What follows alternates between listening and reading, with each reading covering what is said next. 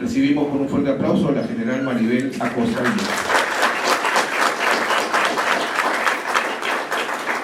Señor presidente, señores magistrados, personal jurisdiccional, personal fiscal y también administrativo. Tengan ustedes muy buenos días. El tema que voy a tratar el día de hoy es la prisión preventiva en el Código Penal Militar Policial. Antes de dar inicio a lo que es la prisión preventiva, quiero recordar algunos conceptos que son necesarios que ustedes recuerden, como son lo que son los elementos de protección, o pongamos así, mejor el término más simple, hablemos de información. La información o el dato que va a ir cambiando de nombre a lo largo de las etapas del proceso, desde lo que conocemos como elemento material, elemento de convicción, medio de prueba y finalmente prueba. Todo ello que es información que me da la fuente de prueba, información que va a ir mejorando en calidad hasta llegar a convertirse en prueba. Y el segundo elemento que tenemos que recordar son las sospechas. ¿Por qué? Porque resulta que nuestro código hace mención a la sospecha suficiente para poder pedir la prisión preventiva.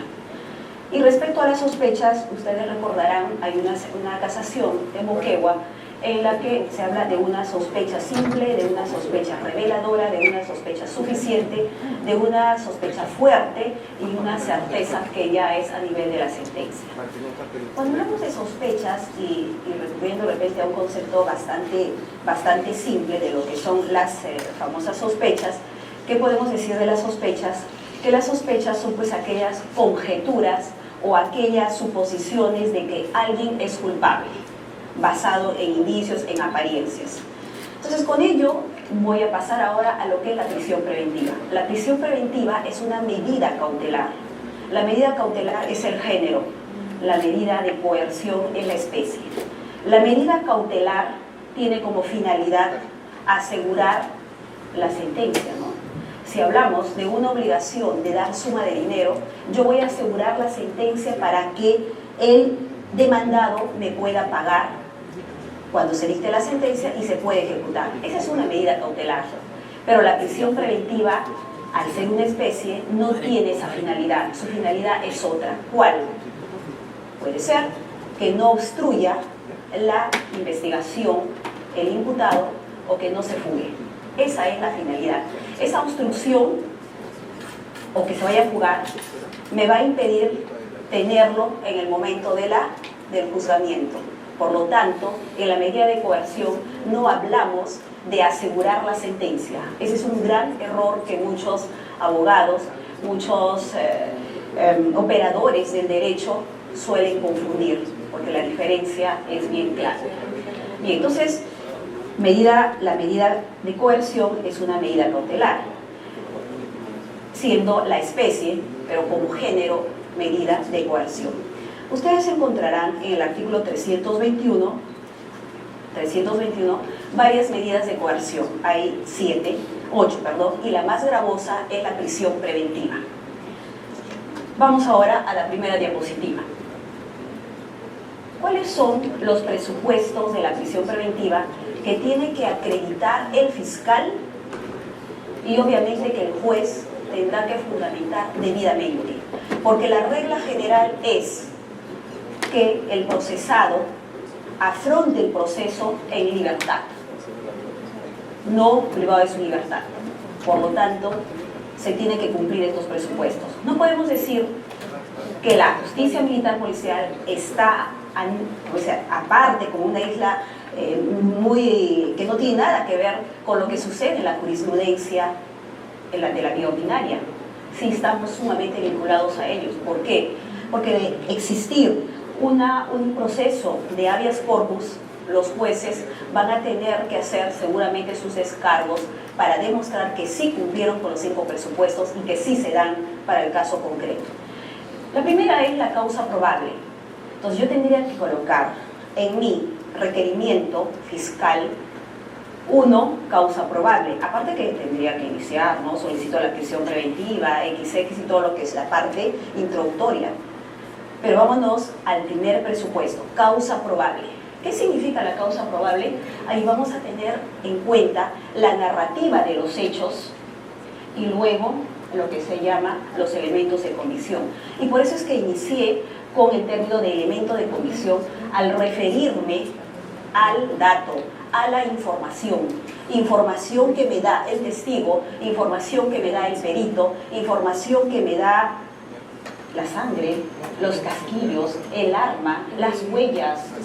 Información que, como les dije, va a ir cambiando en el sentido de que va a ser controlada. Obviamente ese control cumbre va a ser en la etapa intermedia, cuando se hace ese control de la acusación formal, sustancial y probatoria, respecto a su pertinencia, utilidad y conducencia. Vamos con los elementos, vamos con lo que es la narrativa de los hechos. Existe bastantes deficiencias a nivel de narración de hechos. A veces repetimos con la finalidad de repente de ponerle énfasis, pero ese es un gran error, porque se dicen las cosas una sola vez. Narrar los hechos puede ser, ya ustedes saben, la circunstanciación anterior, que es lo que pasó antes, los antecedentes, los concomitantes y los posteriores.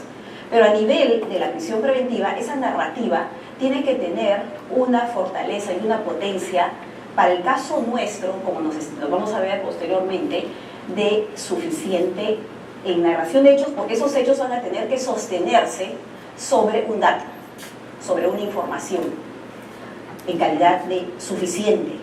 Entonces la narrativa de hechos es lo primero que tendría que hacer referencia. Una narrativa de hechos, primero, que se suscitaron, y segundo, que tengan una relación con el delito que estoy atribuyendo. Primer elemento. El segundo elemento está referido al elemento de convicción, y ahí me iba justamente al tema de las sospechas, porque para el caso nuestro código, en el artículo 300, ay, que no lo he copiado, ya, sí, 322.1, hace referencia al elemento de convicción con calidad de suficiente. Dice, razonadamente valoradas, que vinculan al imputado como autor del delito. Y cuando hablamos como autor del delito, esta suficiencia a nivel de lo que son las sospechas, de que les hice mención, es justamente cuando se va a acusar. Es decir, que si yo voy a solicitar una prisión preventiva y la calidad, en el caso de los jueces, la vayan a admitir, ¿qué tienen que tener? Elementos de convicción. ¿En qué nivel? O sea, de tanta potencia y tanta fuerza que lleve a la suficiencia. ¿Por qué? Porque en la investigación preliminar hablamos de elementos materiales, es decir, de una información, pongámoslas así, si la comparamos, sumamente verde, ¿no? O sea, que recién empieza. Cuando hablamos de la formalización de la investigación preparatoria, hablamos de una información de sospecha reveladora. No quiere decir que tampoco estamos al margen de eso, porque es así, reveladora, ¿no? Que tengo hechos que se ocultaron, que tienen una relevancia penal, tenemos elementos materiales y tenemos a los presuntos autores y partícipes, si es que lo hubiera. Estamos entonces ante una sospecha reveladora. Y cuando hablamos de la acusación, es decir, luego de haber llevado a cabo todos esos actos de investigación, nos vamos a encontrar ya con yo como en calidad de fiscal, que para mí es culpable. Esa información que manejo, esas fuentes de prueba que estoy manejando, es tan contundente para mí como fiscal, por eso es que lo estoy acusando. Si no, no lo haría, ¿no? Estaría solicitando el sobreseimiento. No nos piden, y si hacemos una comparación con lo que sucede en la vida ordinaria, a ellos les piden para la prisión preventiva una sospecha a nivel de fuerte, es decir, una alta probabilidad, un grado máximo antes de la sentencia, es decir, el level es un poquito más, ¿no? Un poco más contundente, prácticamente como para ya condenarlo. En nuestro caso no es así, solamente a nivel de acusación, para que, es más, ni siquiera ha sido controlada. Yo presento mi acusación, pido la prisión preventiva, obviamente en la conversación de investigación preparatoria, pero si yo tengo que comparar esa información, es la que tiene que ver con la acusación. Entonces, nuestro primer elemento es el que tenemos que acreditar, ¿no? Tanto a nivel de la fiscal y a nivel, obviamente, que cuando se tenga que hacer la fundamentación a través del juez, cuando tengan esas motivaciones que lo lleven a declarar fundada esa prisión preventiva. Bien, pasamos al siguiente presupuesto. Pues causa probable ya la tenemos clara. Pasamos a lo que es el siguiente, por favor.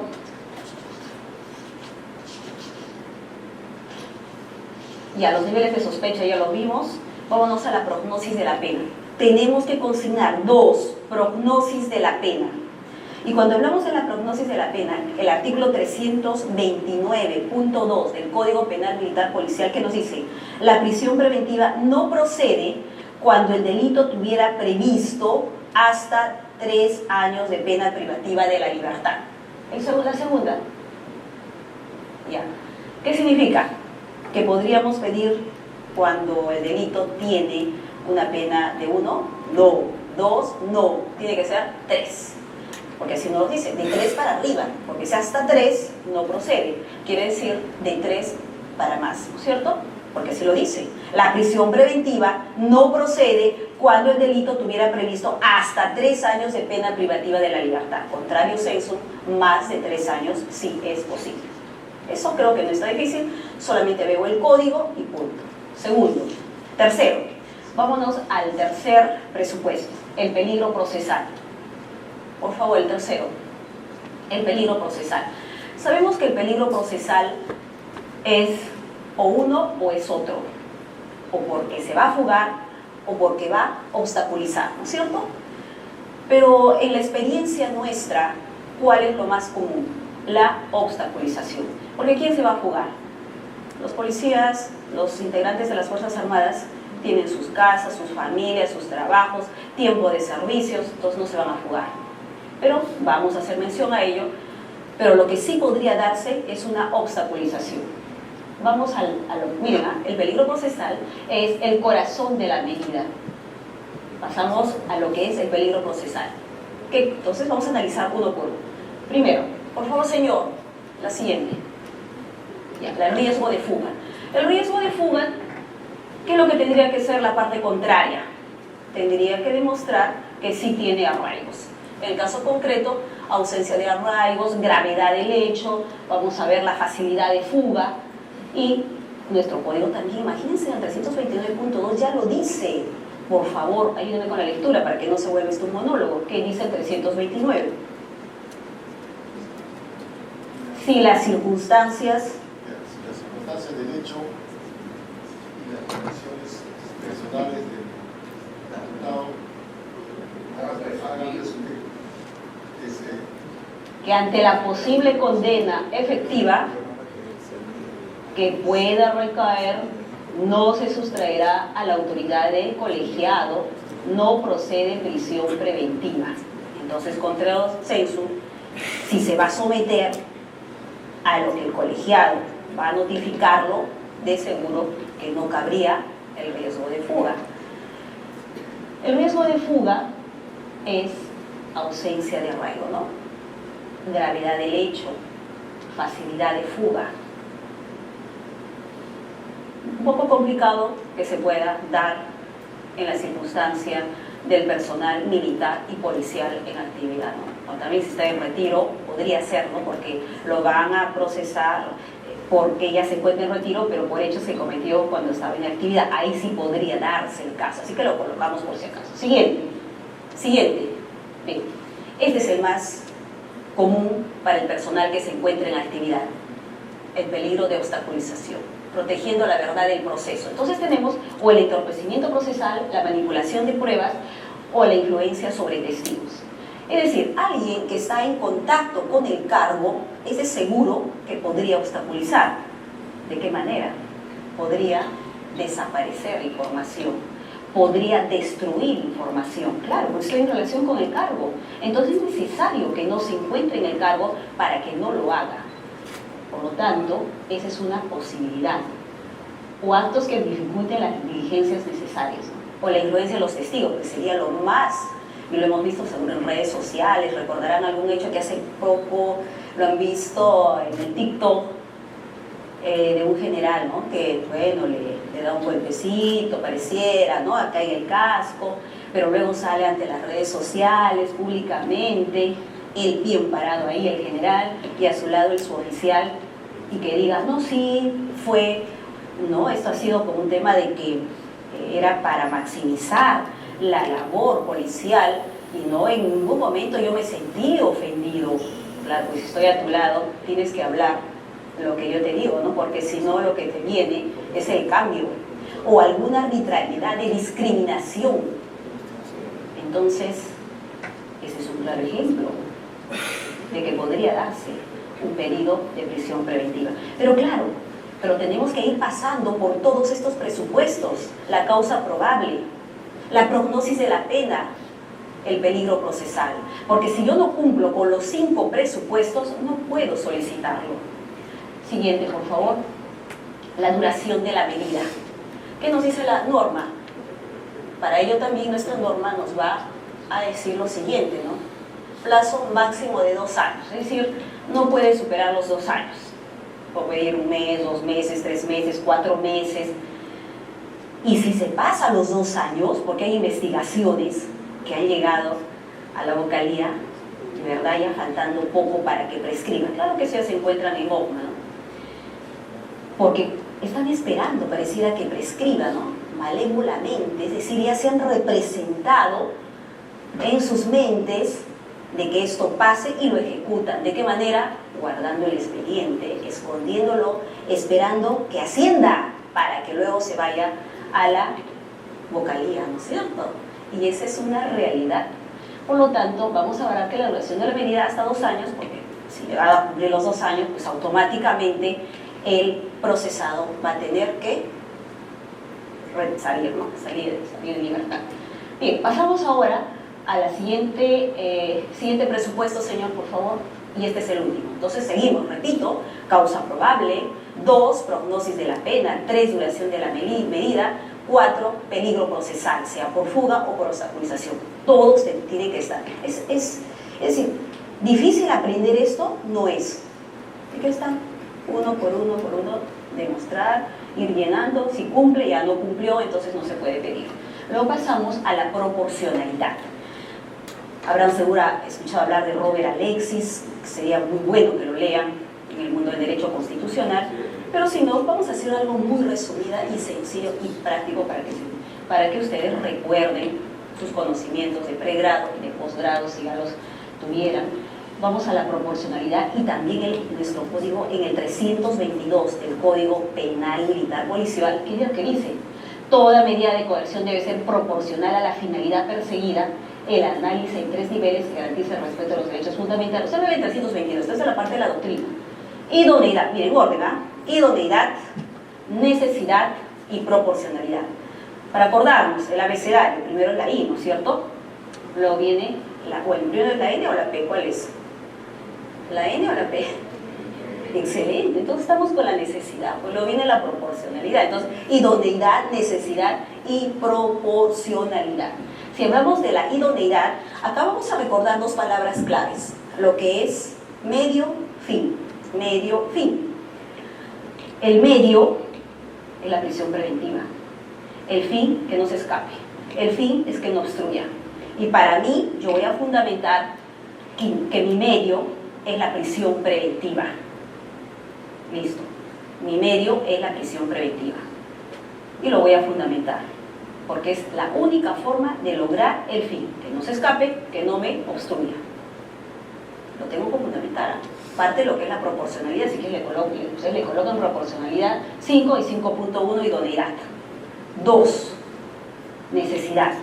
Necesidad ya no es de medio a fin, sino son medios. ¿Qué te ofrece el artículo 321 del Código Penal Militar Policial?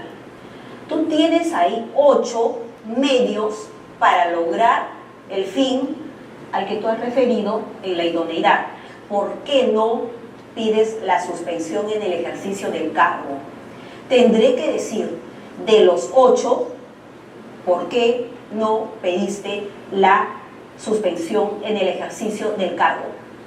¿Por qué no pides la prohibición de salir del ámbito territorial que se termine? Es decir, tienes 8, 7, que son la prisión preventiva, que no está allí, y me las tienes que fundamentar. ¿Por qué no pides la suspensión en el ejercicio del cargo? Que sería lo más adecuado, ¿no? Si lo que tú quieres es que no se pierda información, que no se destruya la información, ¿por qué no pides esa? ¿Y por qué pides la más gravosa? Entonces, en la etapa en lo que se refiere a la necesidad, usted tendrá que fundamentar por qué no le conviene para su investigación la suspensión del ejercicio del cargo y por qué sí la prisión preventiva. Listo, entonces ya está. Ya hemos pasado, hasta ahí estoy superando todos, ¿no? Voy avanzando. Y finalmente lo que es la proporcionalidad en sentido estricto, y yo me hago la pregunta: ¿el sacrificio de la libertad personal se justifica frente al bien jurídico protegido? Ahí hago una argumentación. Explico por qué es lo proporcional, por qué es lo racional y por qué no sería arbitrario. Vamos al hecho concreto. Con ello estarían, creo que todas las diapositivas. Por favor, la siguiente. Bien, gracias. Vamos ahora a un caso concreto, que es lo que a ustedes les interesa. Miren, acá tenemos un caso en concreto que se refiere... A ver, ¿dónde está el caso? Creo que lo he puesto acá. Ya, acá. Bien. En la Inspectoría General de la Policía envían denuncia a la Fiscalía Suprema Militar Policial. La denuncia surge como consecuencia de una inspección realizada por ese órgano a la base aérea de la Dirección de Aviación Policial. En el año 2025, como consecuencia de esta visita de inspección, se constató la presencia de 3 aeronaves de propiedad de la empresa Ameraviaxac. Al solicitar información se pudo verificar que existía un contrato de arrendamiento firmado entre la Unidad Ejecutora 18, Dirapol, y la empresa Ameraviaxac por el importe de 300 millones de soles, cuyo objeto fue el alquiler del hangar y la rampa en favor de la empresa con la finalidad de que pueda realizarse el mantenimiento de las aeronaves de propiedad de la empresa con su propio personal profesional y técnico, cuya duración era de 4 años, año fiscal 2019, 2020, 2021, 2023. A partir del año 23 en adelante no existía contrato vigente que ampare el uso de las instalaciones policiales por parte de dicha empresa. De las investigaciones realizadas en sede administrativa se tiene que los encargados de la unidad ejecutora de la base policial indicaron que existía una renovación automática del contrato y que las instalaciones eran cedidas en calidad de apoyo a la empresa, pues realizaban actividades humanitarias. De la revisión de la documentación adjunta se aprecian testimoniales de los funcionarios de la empresa Ameraviaxac, en la que afirman que hasta la fecha han venido realizando el pago mensual a un número de cuentas que pertenecen a la empresa Global, empresa individual de responsabilidad limitada, cuyo objeto social es la venta de libros y artículos de oficina, presentando facturas por el concepto de uso de instalaciones de la base aérea. Cualquier parecido a la realidad, eso es un caso, ¿no? Que me lo he inventado, ya está. A que no haya coincidencia, ¿no? Y que puedan decir que no, estaría parcializándome, no. Bien, vamos entonces a la causa probable. Los hechos ya los he narrado, ¿cierto? Ya está. He hecho mención a los elementos de comisión también, ¿no? Testigos, facturas, contratos de años pasados. 2023 ya no hay contrato, listo, ya pasé el primero. Vamos a la prognosis de la pena. Podría ser excesos en el ejercicio del mando, la pena no menor de 2 años ni mayor de 6 años, afectación de material destinado a la defensa nacional, pena no menor de 2 ni mayor de 8 años. ¿Puede ser? ¿Sí o no? ¿Qué me dicen? Hasta 3 años. Sí, se pasa. Podría ser exceso, afectación, podría ser desobediencia. Claro, hay varios, ¿no es cierto?, que podríamos nosotros calificar. Tanto un concurso real también, ¿no? Es posible, vamos a analizarlo. Vamos al peligro procesal. Los funcionarios son, en general, coroneles que están en estas unidades, personal también de suboficiales. Peligro de fuga, no creo, pues todos están en actividad. Ellos son bien avesados y dicen, la salvamos. Es más, ¿no? Es penoso, ¿no? Pero no quiero repetirlo, ¿no? En la justicia militar no pasa nada. No, tranquilo, vamos allá. Peligro de obstaculización. ¿Por qué? Porque no hay medidas de coerción que cuando lo ameritan no lo hacen. ¿Qué es lo que estaría pasando, no? Bueno, en interrogante. Peligro de obstaculización. Tanto el jefe de la unidad ejecutora como el jefe de administración tienen bajo su poder la documentación contractual y podrían generar nuevos contratos con fechas anteriores, ¿no es cierto? El caso Marzano, el caso de este joven que atropelló a la señorita Marzano Villar y que en el tema de la donación, ¿no? Dijo, no me cosa, pues ya tengo mi minuta, faltaba solamente regularizar, vámonos a sacar la escritura pública. Podría ser documento, generar nuevos contratos con fechas anteriores con el fin de legalizar todo el periodo que vino ocupando la empresa sin contrato. Hasta ahí la estamos pasando bien. Pasamos ahora a la duración de la medida. Ya hemos visto de 2 a 6 años, podría ser, cumplimos, nos dio la pena. Ahora vamos a la proporcionalidad. ¿Es idónea la medida? Para que no obstaculicen estos jefes de unidad, porque estamos hablando de un general, de coroneles, ¿no? Que manejan, que pueden realizar estos contratos.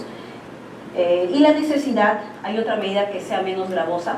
Nos separamos el cargo, pero igual, ¿no? Ellos van a estar en su casa, pero pueden ir a buscar a los testigos, pueden ir a buscar a los de la empresa esta que acabo de mencionarles, ¿no? Y finalmente la proporcionalidad en la que yo tengo que argumentar. Muy bien, con ello he culminado. Quise hacer un examen para ustedes, porque ya no me alcanzó el tiempo, pero seguramente que ha sido, espero haber llegado a todos y haber cumplido las expectativas de este tema. Si tuvieran alguna pregunta, yo de verdad estaría muy deseosa de ello. Hay un principio de unidad de equidad institucional. Entonces, en esta charla, de repente nos abrimos a la cumplimiento de los institucional. Esto significa que la interpretación que le dé el juez de Tumbes también es la misma De Tanga. Claro. Entonces esto da seguridad jurídica y credibilidad. Correcto. Entonces, yo pienso que cualquier ahora, esta charla se debe implementar.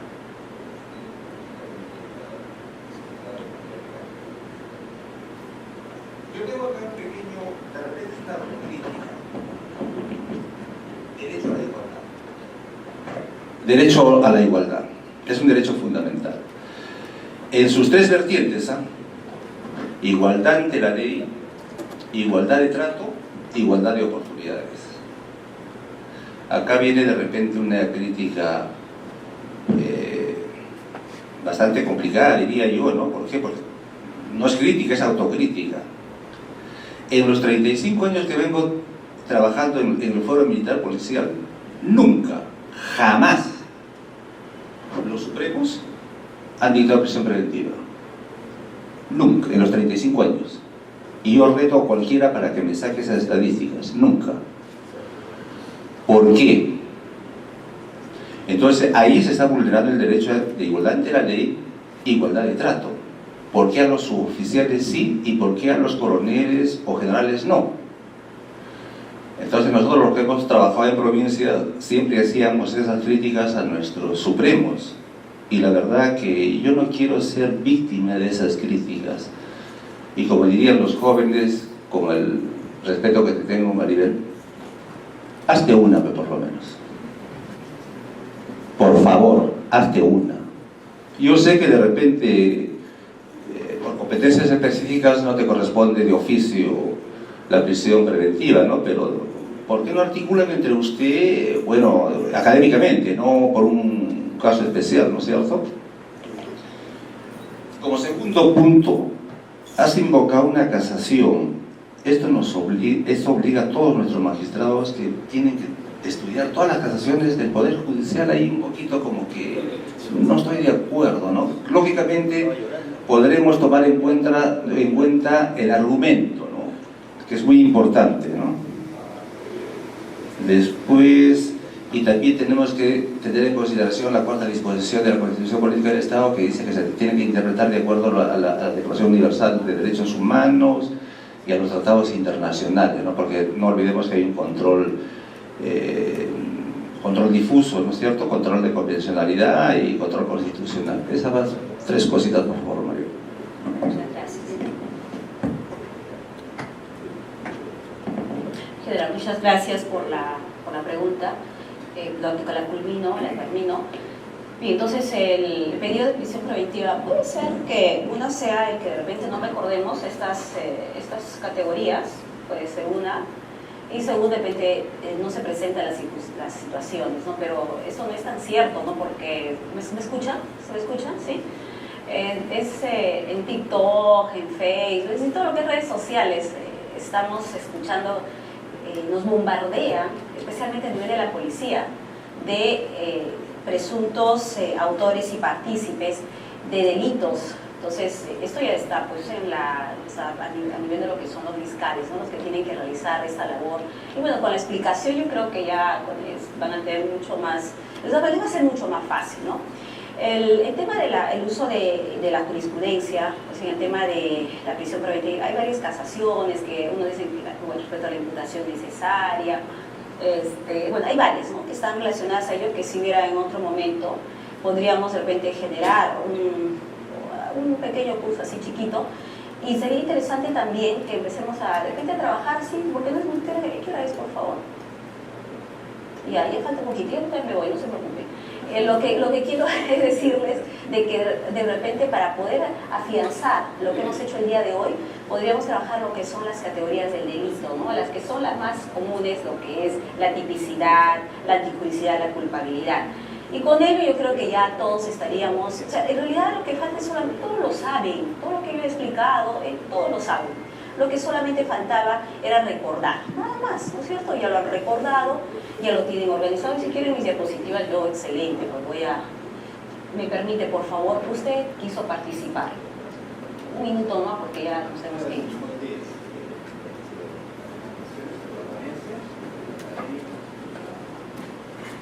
Un poco el ámbito de micropeleas. Sí. Mucho hemos tocado y hemos admirado siempre la prudencia del pueblo. Siempre nos han traído, por ejemplo, de cómo trabajar para efectos de producir la producción militar. Pero hemos atravesado también el recurso de los años. ¿Cuál ha sido el comportamiento y la acción inmediata para efectos de frenar ciertas acciones que se consiguen? Entonces ahí más o menos lo voy a traer a la teoría del libro. ¿Cómo apreciaba la realidad? Una vez apreciada la realidad, daba una respuesta y lo que hubiera ante los hechos de pandemia que hemos tenido por reacciones de distintos focos, que la institución necesitaba respuesta a la institución social. ¿Para qué? Para efectos de mantener el orden, la disciplina y todas las virtudes. Porque si no fuera así, con la exigencia que tenemos, realmente, 5 presupuestos, las barreras que tenemos, 329, el código militar policial, es bastante. Es bien difícil superarlo cuando el oficial está en actividad, o el oficial está en actividad, todas estas barreras no podrían cumplir. Y nunca hubiéramos dispuesto una medida de este tipo. Entonces, ¿a dónde quiero llegar?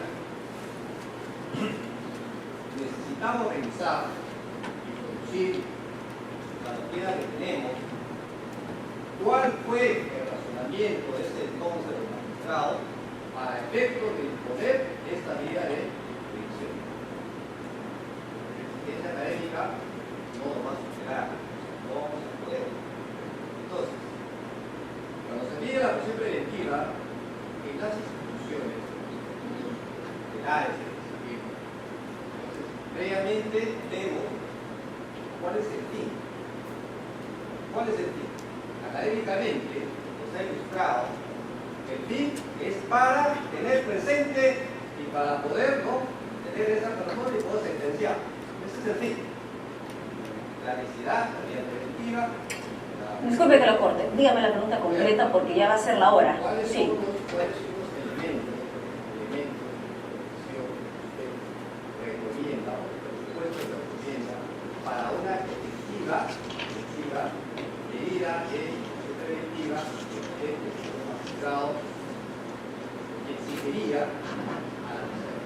gracias. Hablé de los niveles de la sospecha procesal. ¿Y qué son los niveles de la sospecha procesal? Son fuente de prueba. ¿Qué es la fuente de prueba? Es la información. Información que va desde información de sospecha simple, de sospecha reveladora, de sospecha suficiente. ¿Qué es la sospecha suficiente? Es aquella cuando ya tengo los elementos de convicción para acusar. Esa es la información que yo tengo que tener para pedir la prisión preventiva. Es decir, información que he realizado a lo largo de la investigación preparatoria, pero obviamente cuando formalizo la investigación preparatoria yo pido la prisión preventiva.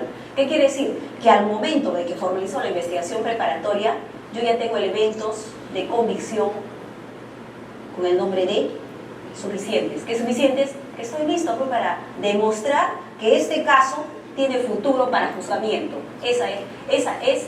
Ahora, yo no puedo decir así. El testigo que en las 10 preguntas que le hice, las 10 correctas. No, es que así no es, así se maneja. El derecho no se maneja 2 más 2, no, o sea, no es así. Es la calidad de la información. Y la calidad de la información que necesitamos es la de elemento de convicción a nivel de acusación. Es la que me están pidiendo, nada más. No me están pidiendo aquella que ya para que el juez sentencie, que sí se la piden en la vía ordinaria. Finalmente, doctora, por favor, y luego el doctor. Disculpen, veo las damas. Sí, doctor, discúlpeme. Doctora, algo muy breve. Yo felicito verdaderamente que se haya propuesto este tipo de disertaciones que favorecen mucho el trabajo y la labor de, sobre todo, Fiscalía, ¿no? Pero yo quisiera, porque muchos, en mi trabajo de fiscal también, muchos fiscales tenían el presupuesto de no poder cumplir estos presupuestos. Y se da en la batalla de las audiencias, cuando vienen abogados comunes, externos, no nuestros abogados. Y es el no cumplimiento de los presupuestos. Pero yo pienso que a veces se olvida que nuestro código guarda cuestiones que favorecen nuestro trabajo. Y uno de ellos es el título preliminar, el artículo 15, ¿no? Donde dice la aplicación supletoria, donde nos vamos a remitir. Y en ese artículo hay una parte que dice, en cuanto no se opongan a los fines de nuestro sistema judicial. O sea, nosotros sí tenemos cómo argumentar de que algunos presupuestos que usted ha hecho no se condicen con nuestra jurisdicción privativa, no se condicen, y que pueden ser fácilmente sostenidos por el personal fiscal. Eso es la... Muchas gracias. Gracias, doctor.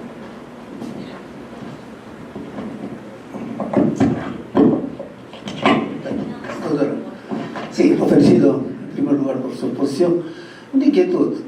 El 322 habla de los presupuestos para la prisión preventiva, que son 3. Pero usted habla también del pronóstico de la pena que no está previsto en nuestro código. Si de acuerdo al principio de integración de la norma, yo solamente por remisión debo aplicar la norma del fuero común. Cuando hay vacíos o deficiencias de la norma, en este caso yo no veo que haya deficiencia de la norma porque nuestro código expresamente habla de 3 presupuestos. ¿Por qué tendría que aplicar el pronóstico de la pena del fuero común? Muchas gracias. El artículo 329.2 dice: la prisión preventiva no procede cuando el delito tuviera previsto hasta 3 años.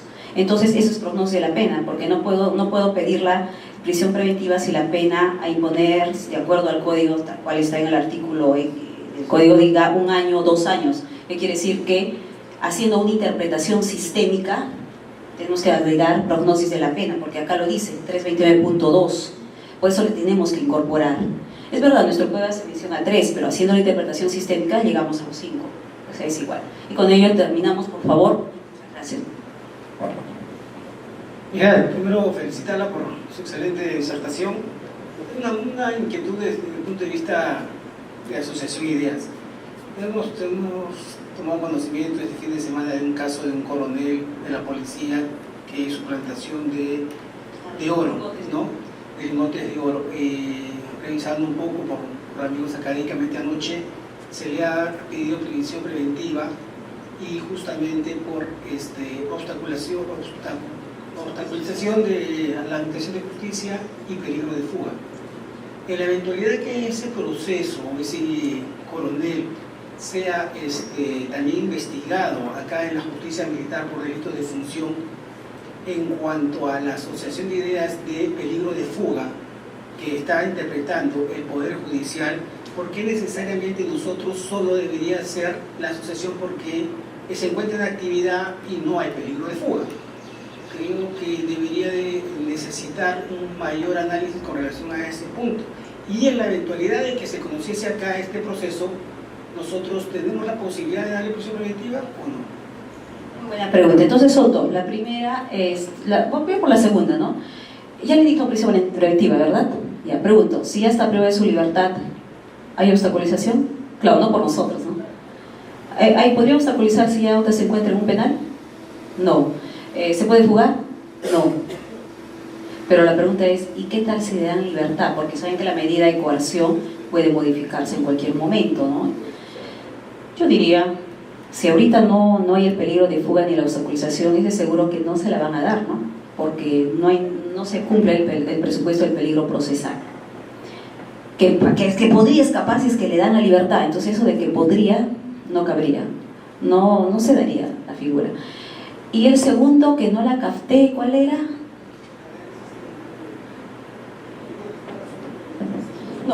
No, yo me referí, y lo dije de manera, lo he desarrollado, pero según mi punto de vista, que no es el generalizado, obviamente cada uno tiene su punto de vista, porque no, es solamente la verdad mía y nada más, decía de que es posible que más se pueda obstaculizar, que más que se fugue.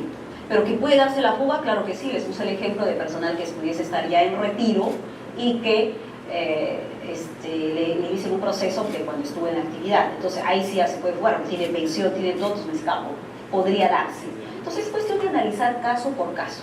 Bien, yo les agradezco, de verdad, infinitamente, y si hubiera una nueva oportunidad que el general Romaní me invitara para explicar algo sobre las categorías del delito, de la tipicidad, la tipicidad, yo estaría muy encantada realmente. Así que les agradezco. Muchas gracias por su atención.